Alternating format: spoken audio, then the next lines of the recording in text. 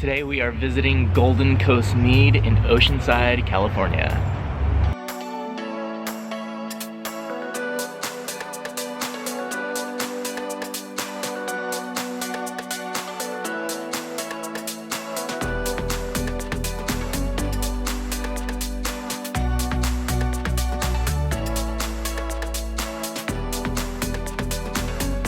So guys, this is Frank Goldbeck. He's the owner of Golden Coast Mead, and Frank's going to talk to us about your story here, and of course what is mead and how do we make it and all that fun stuff. Sweet. Mead is the oldest alcohol in the world. It's the alcohol you get when you ferment honey. So we take honey, mix it with spring water, and add yeast. The yeast eats the sugar in the honey, turns it into alcohol. My grandpa made mead. So when I was little, like 8 years old, I remember my grandpa pouring mead in the room, just lighting up. Kind of grumpy, scary adults became laughing, friendly people. And I asked him what it was. It's like golden drink that kind of, it's like a potion, right?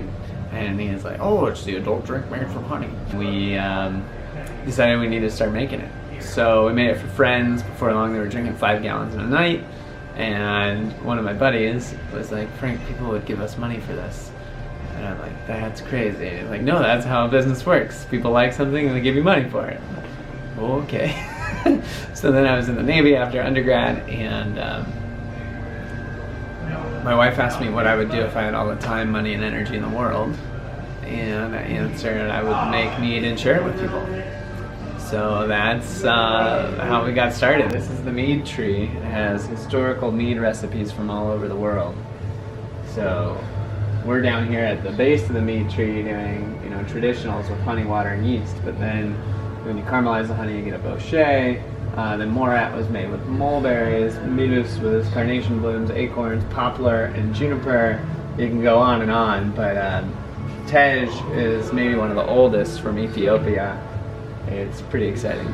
We've got a lot of room to explore and create. The opportunity with mead is to make, I think, the first regenerative alcohol. So most alcohol competes with nature. You need to tear up nature in order to produce crops that then can be converted into alcohol. With honey, you just need to put bees on top of a healthy ecosystem. And then you harvest the nectar off the top of that healthy ecosystem. So in terms of humans' relationship with the natural world, mead offers this opportunity to build a business model that allows us to invest in soil health and biodiversity and come away with a product that's totally unique and special. So I think those ideals of, people care, land care, future care are all represented in that vision. And it's a journey to get there, but we're working on the first organic honey that's certified in California. We're working on changing the standard for organic certification in the US with the USDA. And we're working with honey suppliers all over who want to see the beekeeping industry evolve and improve so that pollination isn't the primary income for beekeepers, but honey production is again. Right now they make 80% of their revenue from pollination, 20% from honey. It's kind of an afterthought. But we think with mead, with a vibrant mead industry, we can employ a whole class of beekeepers who can make a living off of honey sales only. And then they can take better care of their bees. They can partner with landowners to invest in biodiversity and nectar production and soil health. And that just means more honey and more mead and more life. Well, that's really cool, Frank. We are in your tasting room, though, or right on the edge of it, and I'm hoping to learn more about the tasting room. Can you show us that? Yeah, absolutely. Here it is. We've got 3 spaces. So this is our tasting room space. We'll take you to production and then our office and warehouse as well. Super exciting, let me tell you. But this is where it goes down Wednesday through Sunday. You guys obviously welcome children, because little buddy's here with us today, and he was enjoying the honey soda. Is that what you call it? Yeah, we do a honey soda for the designated drivers and under 21s out there. Clover honey, lemon, and guava. Very nice. Not quite. So that'll be, because the orange blossom is actually about to come out. I like it. So this is our tap list. We've got 8 meads on tap and a honey soda today. One of the ones that we're really proud of is called Something Something Sour.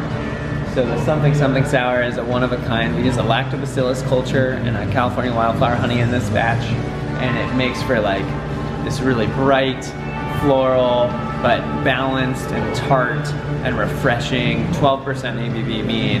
It kind of blows people's socks off because a lot of people expect mead to be sweet and thick and kind of dessert-like, but this something sour is like a champagne. It's like drinking golden California afternoon light.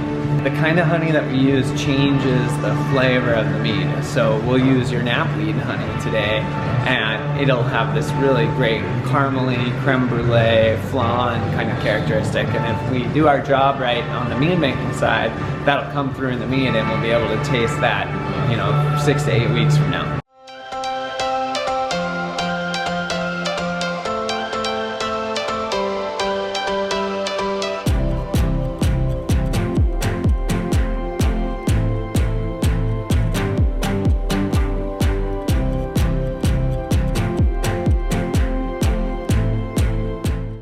This is production.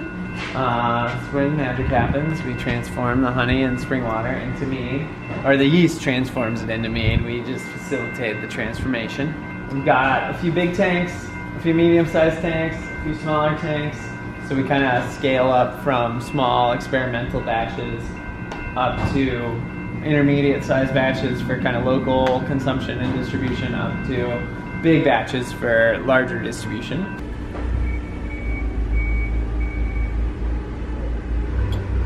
This is an actively fermenting orange blossom. See a little bit of bubble on this one. One of the things that makes our meads different is that we want it to have a little bit of bubble. We'll filter this and add a little more carbonation before it's finished, but we wanted to show you how carbonation is a big part of a balanced mead. We like to think of the flavors that we get to play with as honey, alcohol, and acidity. And carbonation is actually a form of acidity because the carbon dioxide molecules are negatively charged, so that comes across as a negative pH and acidic. And mead is such a thin fermentation medium that acid is noticeable, whereas in other drinks, in wine and beer, the CO2 doesn't add noticeable acidity most of the time because their constituent parts are much richer. The buffer capacity is much higher. We have a very low buffer capacity in mead. Here you go, brother. Thank you. Cheers.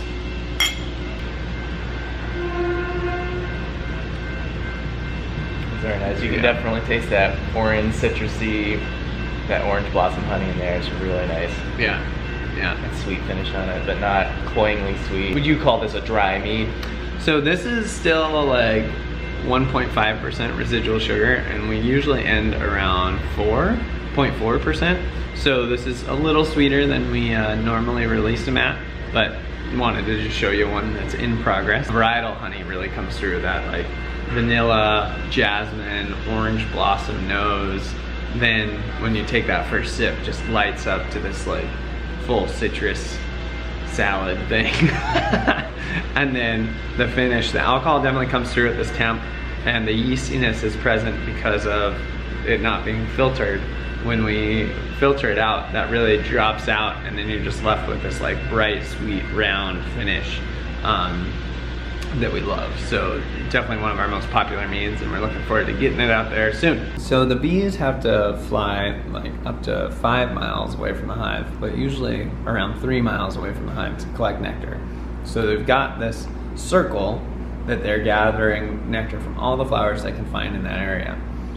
But that means that that honey is totally a product of that unique balance of plants that is available to those bees. So if there were bees on this roof, they'd be gathering nectar from all the flowers around here, and that honey would be a reflection of this area and this area only. And then you add in there the time of year too, because different plants flower at different times, produce nectar at different times. And so a spring wildflower honey can be totally different from a fall wildflower honey from the same place. So you've got this snapshot of place and time that makes the honey totally unique. And when you take that honey and turn it into a mead, you get a drink that is totally unique and only a product of that one place. That was awesome of Frank to show us around the meadery. So stay tuned for our next video in which Frank is going to make a 5-gallon batch of grass-fed homestead knapweed honey.